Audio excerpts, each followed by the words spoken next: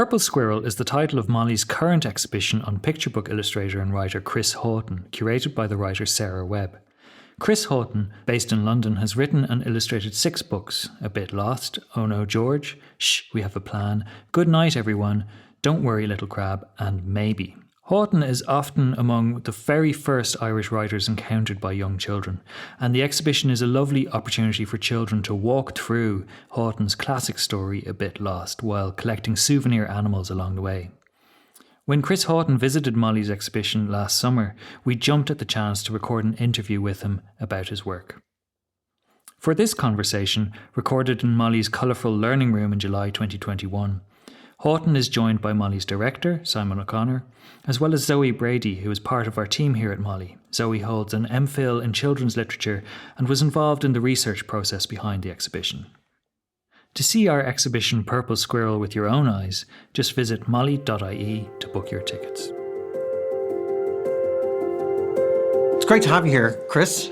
Thank you very much. Thanks for taking the time to come visit us in the museum and to visit your own exhibition. One of the main reasons that we wanted to collaborate with you on the exhibition was it wasn't just about making an exhibit for really young readers or very kind of small people, but it was also, I think, an opportunity for us to show our adult audience that might sometimes be a more serious literary audience, that actually we take children's literature and picture books actually very seriously here and seriously as an art form.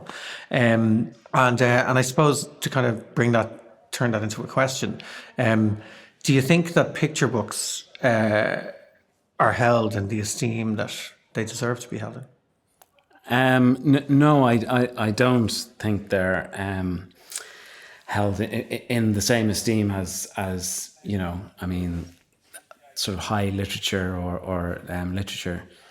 And I think it's a shame. I think, you know, potentially it's so interesting, you know, communicating to very, very young children and trying to figure out, you know, what motivates them. And, you know, if you think about human brain developing and what they're seeing, what inputs is coming in and what they're reacting to, you know, it's just kind of it's the raw thing of what drives us and what really makes us tick and stuff like that. And to sort of, you know, I mean, young children they don't have the language that we have, but they can respond visually and they can see things and recognize things. So, you know, I mean, I just think it's such a fascinating area. And I don't think, you know, it's kind of that they're thought of, I think, you know, similar to like cartoons or graphic novels, I think, have been up until recently. And I remember I saw Chris Ware give a talk in Edinburgh a few years ago, and somebody said something about, you know, do you think sort of not picture books, but sort of graphic novels and things are taken seriously? And he was like, no, I don't. And I'm so grateful for that, because it doesn't have any of the sort of, you know, everybody who does it absolutely loves it. And there's none of there's a little bit less of that ego sort of thing where it's like, this is what this is. And I thought that was you know, that's kind of how I think of it as well. There's a little bit less of,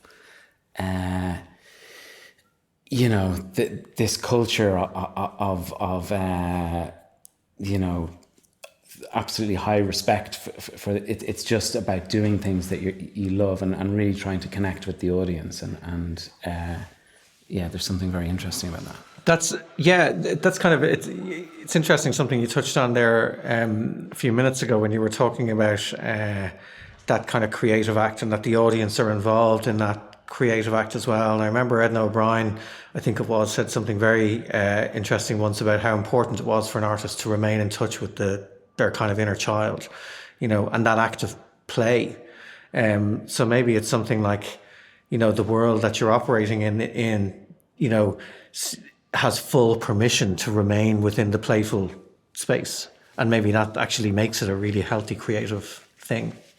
Yeah, absolutely. I mean, children and play and the imagination, it's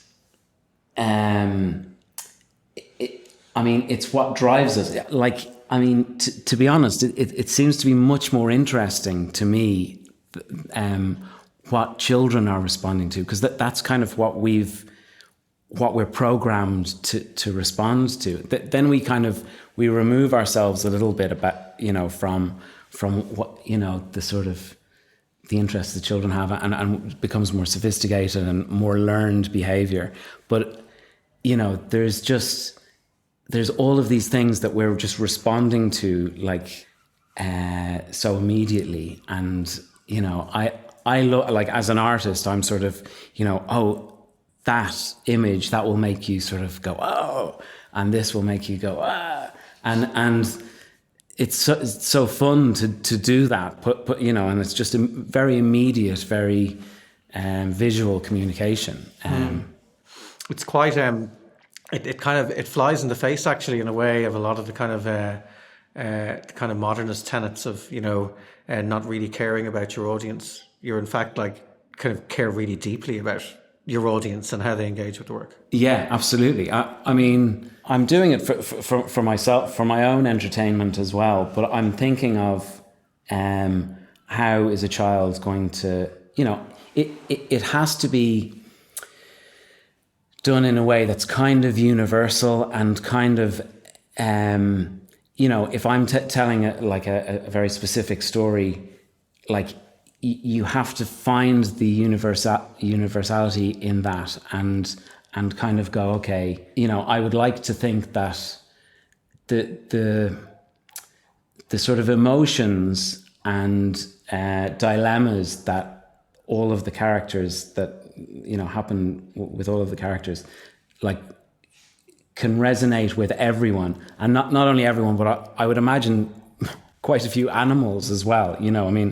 When I'm writing about, oh no, George, the dog, like, I think it's quite clear that, dogs that they sort of feel sorry if they've done something wrong and this sort of thing. So this is, it really is universal, this sort of, this emotional kind of thing. I think, every mammal can. Yeah.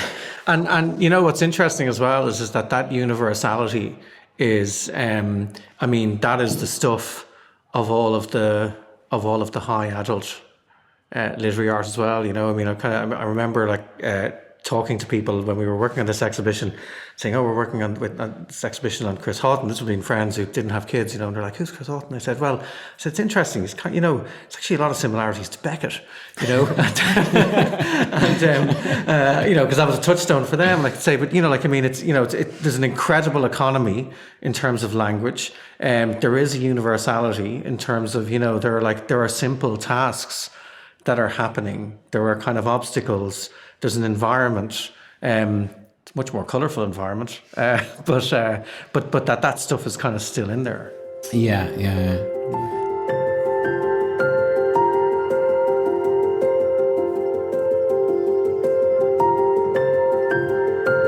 So kind of drawing off that idea of play, and as you were saying, the idea that as you get older, reading has to go from this kind of more fun communal activity to something kind of quiet and sophisticated and solitary.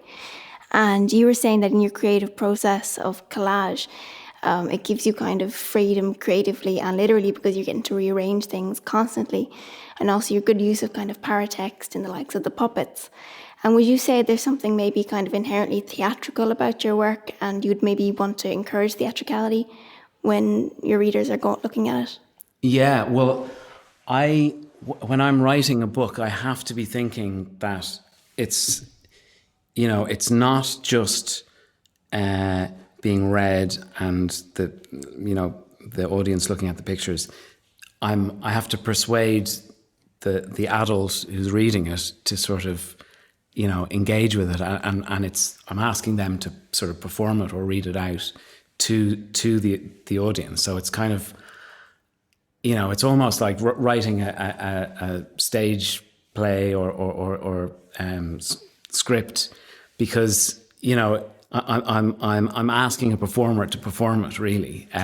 That actually only occurred to me as I was, I made my first book, A Bit Lost, and the second book, Oh No, George, I was working with Walker Books in the UK with Deirdre McDermott and David Lloyd. And David Lloyd was my editor, and he got into children's books because he was a clown, and for 12 years he was going around the UK in a caravan doing performances for children. And so I would arrive in Walker Books, and I'd show my latest draft of the book, and he would always take it, and he would sort of take it and read it, and then you could kind of see that he was like, using, how can I be funny with this, using it kind of as a script. And then he would read it out, and then I got to see, my own words sort of being performed back to me. And that was, that's really all it took to be an editor, because, you just see a really master storyteller telling your story back. And, it made me realize that it isn't images and text, it's a script. And before, I studied graphic design, and I was an illustrator for many years. And I kind of thought of picture books as kind of like an animation, or like, I never really thought of the performance side of it. And so that was something clicked with me then when I saw this, and just these sort of editorial meetings where it was just David being a clown, and yeah, it's so important. And this is, with all of kind of oral culture and storytelling, it's performative. It's there's actions that you repeat, and I think it's so fascinating. I just before, well, not before lockdown, but in 2019, I did a course with Ben Haggerty in storytelling in London, and he set up the Crick Crack Club, which is like a kind of a storytelling club that they perform in British Library and British Museum and all sorts of amazing venues. And they've actually built their own Bronze Age storytelling venue. I think it's in Devon or somewhere that way. And he's really into kind of, he was a puppeteer. He studied as a puppeteer, and then realized that he preferred, like he was basically getting rid of the puppets, and then he ended up just telling stories. And he said it's kind of more powerful to just use the word. And the Crick Crack Club is absolutely amazing. Crick Crack comes from this Haitian storytelling tradition where the storyteller says crick and the audience says crack, and then they go crick crack crick crack, and then they share a story. And Haiti has this amazing oral tradition of sort of storytelling coming from Africa and all of this.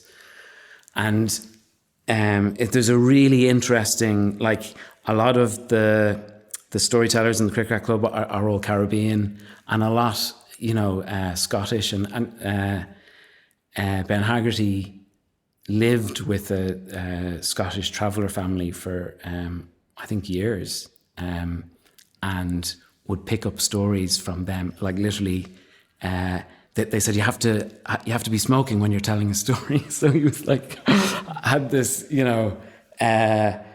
special brew cider and a cigarette and would tell stories. And they had all these amazing stories, and they were getting them from everywhere. Like he was like recognizing that's from Greek things, but they were saying no, that's ours. That's a traditional Scottish story, and he's like, no, it's not. He knew like all of these, where a lot of them came from. But he realized that that's the beauty of oral culture, is just you just mix everything, take it as your own, and then retell it, and you're more than welcome to do that, because that's what it's all about.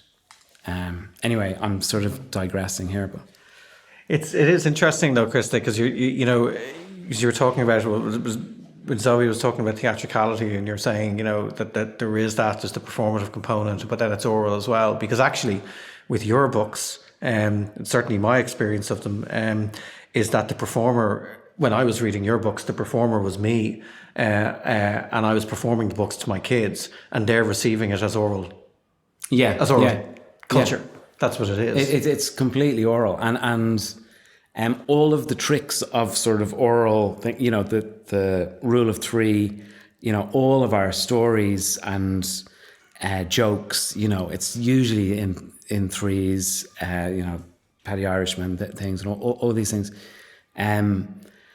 This happens, and then this happens, and it just sticks in your head, and even if you're not like any texts, you're able to go back through it if you didn't pick it up the first time. But oral stuff, you have to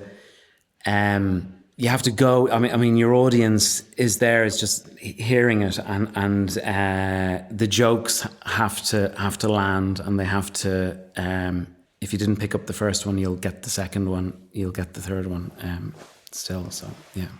I mean, it makes me think about kind of the page turns in your book as well, and all of these kind of components that make it easier for the performer to pull it off, as well. There are kind of virtuoso, I suppose. Well, there are children's books and picture books that require you to be a virtuoso performer, like the Dr. Seuss books. Where your kid laughs at you getting kind of tongue-tied with it all and not being able to do the right performance. Whereas yours, you give a lot of room, which is interesting actually, because, it's like in music, if you give a score to a musician and they find it easy, they can bring more of themselves into it as performers. Yeah, exactly, yeah.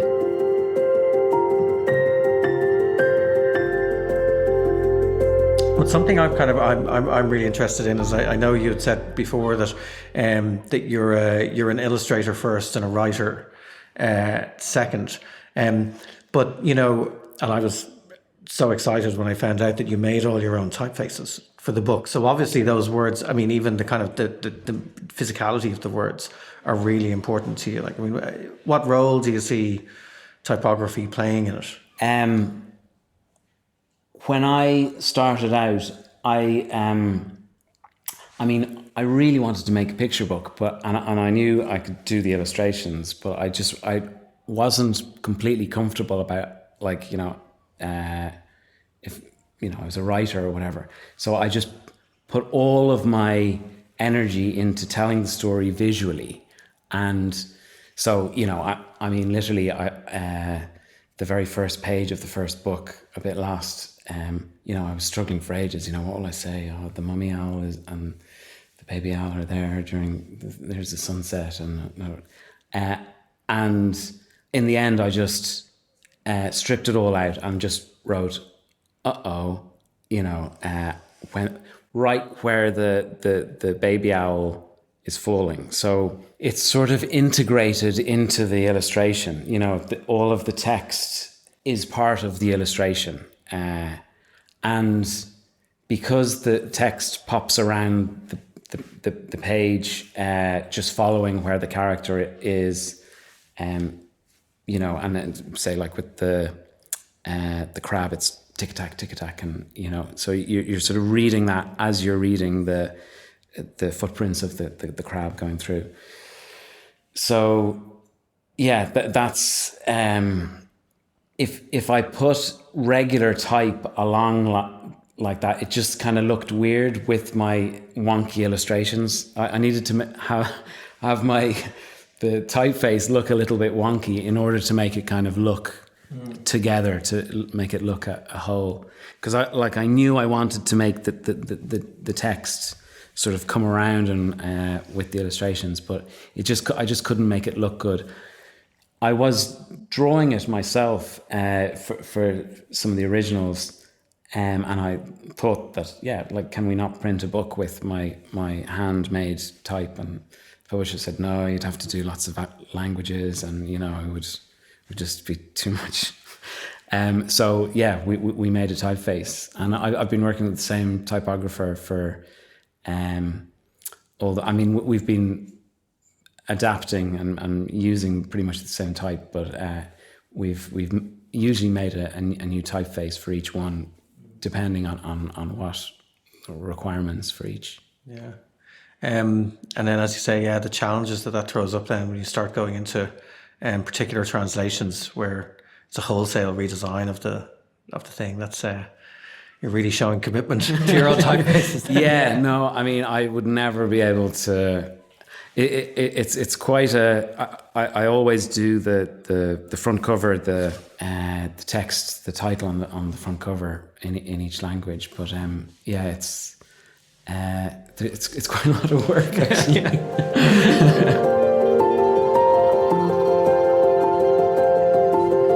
So one of the aspects we were really interested in when we were doing the exhibition is how your books are full of animals in the natural world. Now you yourself are very involved in environmental projects outside of your books. And we were just wondering, what role do you think that reading books about the natural world and environment can have in shaping children from a young age? Like when you get them at that young age, how effective do you think it is?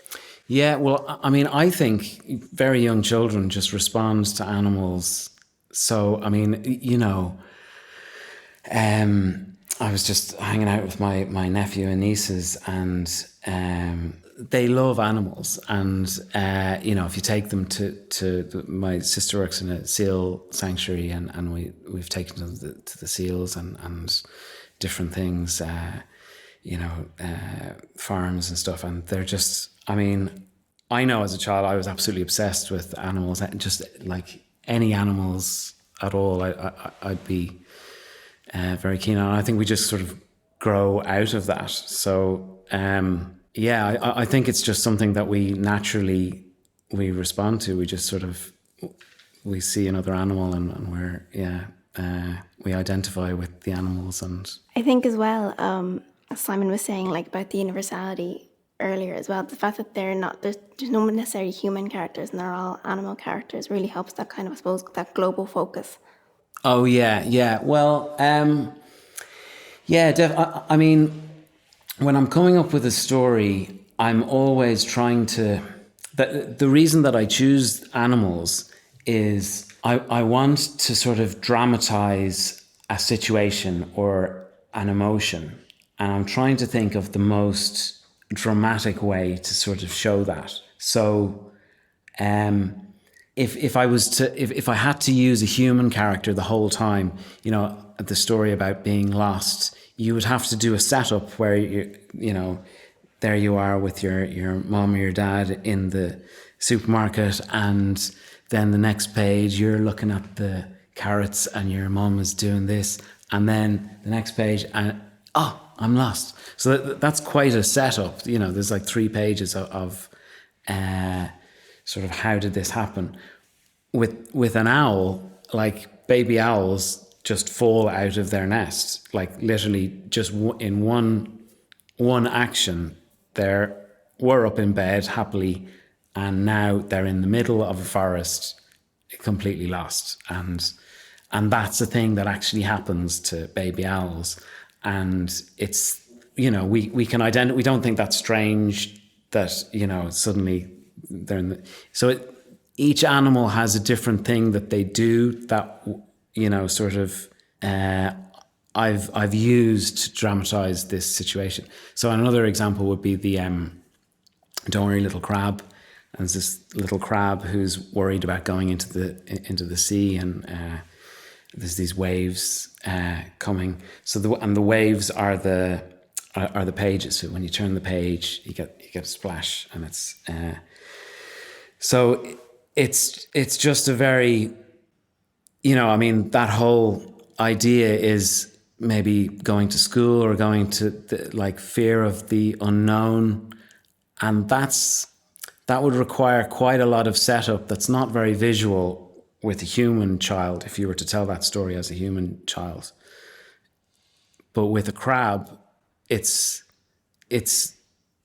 like this, the whole concept is visualized in as the sea and as the waves, and these waves are actually physically battering the crab, and the crab doesn't want to go into the sea, so and then it physically does go into the sea, and so then we have gone from the edge into this environment. So it's just a very visual way of making this situation sort of relatable, and it's just told through visuals, basically.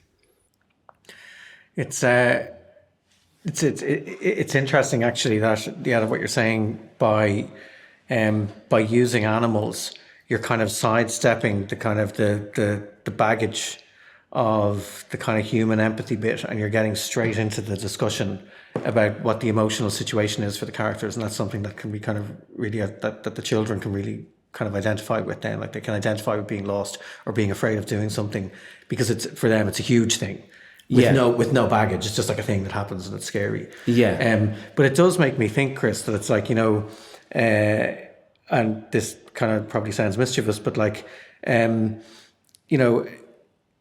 although you're saying we lose that connection with animals as characters, and that kind of empathy with them, maybe it's not empathy but something else, as we get older, so we're less interested in animals as characters in things. But I just love to know what a Chris Haughton book for adults that dealt with really adult themes through animals would look like, in that kind of really simple language. Because to me, like, all that's happening is just like some really effective piece of art. That's what's going on. Yeah. Well, I'm actually working on a book sort of for older children and adults with animals, sort of non-fiction book. Oh, brilliant. That wasn't a set-up question. No, it wasn't. Yeah, no, just wait. I'm like, it's like, did you know? I mean, but yeah, it's an evolution book on evolution, and with Richard Dawkins, actually. Wow. So yeah, like I read The Ancestor's Tale. It's kind of his biggest book. It's a sort of story of all of evolution, and I was just like, wow, this is just, I'd love to do that, and put a proposal together to sort of do a sort of, it's kind of an infographic version of that. And I've showed it to him, and he likes it, so hopefully we're going ahead with that. Yeah, look forward to seeing it. Yeah, so it completely different from the picture books, but in the same way, I don't see it as so different. It's everything is like, my approach is just everything is told visually, and this book will be, it's just in, like, it could almost work without words, and just shows like evolution going from single cell to us in 40 pages, and almost kind of like a flip book sort of thing. But yeah, it's kind of the approach that I've had since before doing picture books is you take text and you sort of go, how should this be illustrated, and how can this be made visible? And that's exactly the same approach as I have with children's stories or with adults things. Yeah. Well, it's fascinating. God, loads of ideas, projects we could kind of try and rub, we are in the Museum of Literature Ireland, and Ireland, I suppose, hasn't had as prolific a history of picture books when you compare it with the UK and other countries. But certainly in recent years, and definitely over the last decade, there's just been there's been this huge upsurge in amazing picture books coming out of Ireland, and a really kind of wonderful culture of it. And you know, do you think that there's kind of larger shifts, cultural shifts, that have contributed to that here in Ireland, as someone who's been kind of working away from the country and looking at us kind of from a distance? Well, I think there's a real interest in design and visual culture here, which kind of had never been here before, I don't think. I mean, when I was growing up, yeah, there wasn't much sort of visual culture. I, you know, went to art college, and but I think, you know, in the last few years, things like offset and things like that, which are absolutely massive. You know, I mean, one of the biggest and most exciting festivals of design in Europe, you know, happening in Ireland, and a lot of young, I mean, I think we've a very young population as well, so there's just a lot of interest in design and illustration, and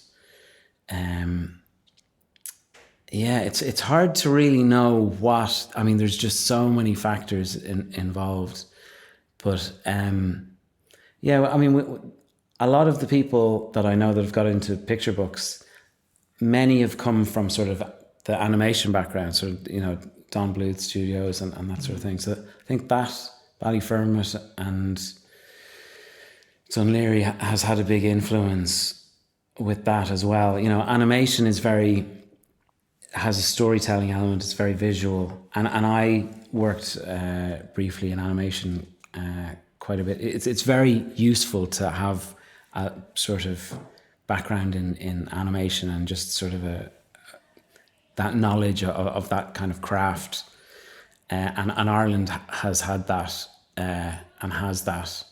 So I think, I mean, there's millions of factors, but I think they'd be ones that, you know, might stand out.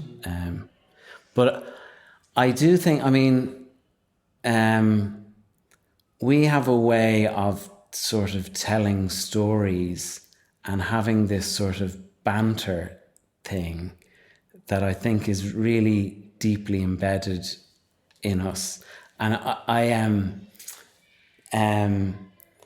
one of my best friends is from Castlebar, and we went to India together. He's now a stand-up comedian,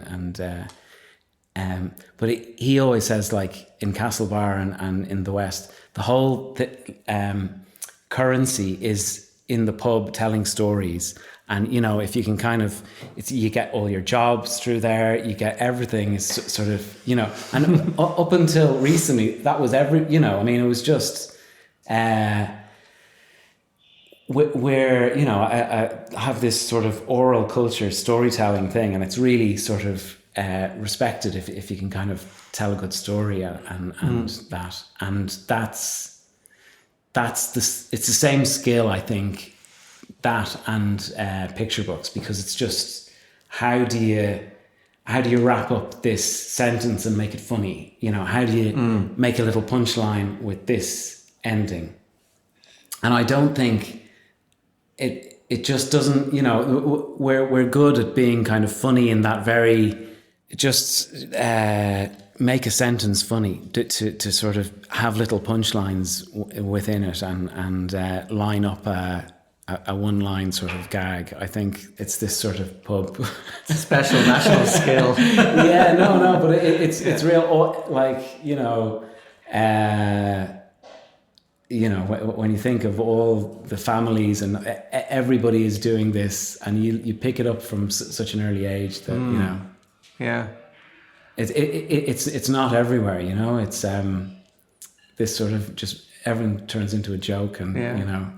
And have you ever and have you come across that then, say, in translation, where you know, where a piece of work, and you know, and it has this piece of yours, it has this kind of you know, very kind of like discreet little moment of humor in the kind of combination of the small amount of words and the visual storytelling, that then just like really can't translate? Have you come up against translators just kind of not finding it difficult to transmit that in another language?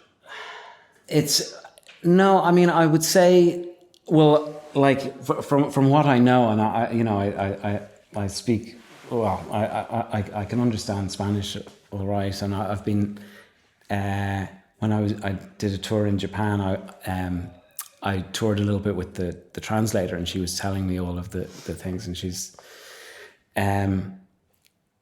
but I'm always amazed actually at the translators, how the clever little things that they need to do to make that joke work, with that language. And so, each one manages to overcome it in a different way. But yeah, like, it's actually quite inspiring to me hearing how it's translated, and because they have their own little jokes within the thing, like we have a plan in Japanese is like we have, and it's basically the first plan, and then and the second plan, and that in Japanese it's the ichiban or whatever, not number one plan, and number two plan, and then they have an extra joke at the end because it's number four plan, which is kind of underlines it, whereas that ending isn't quite as strong in the English. It's stronger than in the Japanese. Oh yeah, fascinating. And I was like, oh wow. And then I mean, it's quite difficult to. I'd have to think of the examples. It'll come to me in a minute. Yeah.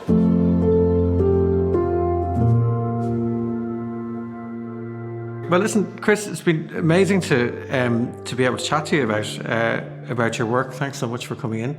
My pleasure. And really looking forward to more. I think, well, I'm sure you know that your adult audience is probably as big as your child audience as well. And looking forward to seeing some of those other projects you were talking about as well coming down the line. Thanks a million. Thank you very much. Thank you so much. Cheers. You've been listening to the picture book illustrator and writer Chris Haughton in conversation with Molly's Zoe Brady and Simon O'Connor. To visit the exhibition Purple Squirrel, just visit molly.ie to book your tickets. This recording was produced by Ian Dunphy and Benedict Shepherd-Connolly, with Ian Dunphy on sound. For more from Radio Molly, visit radio.molly.ie.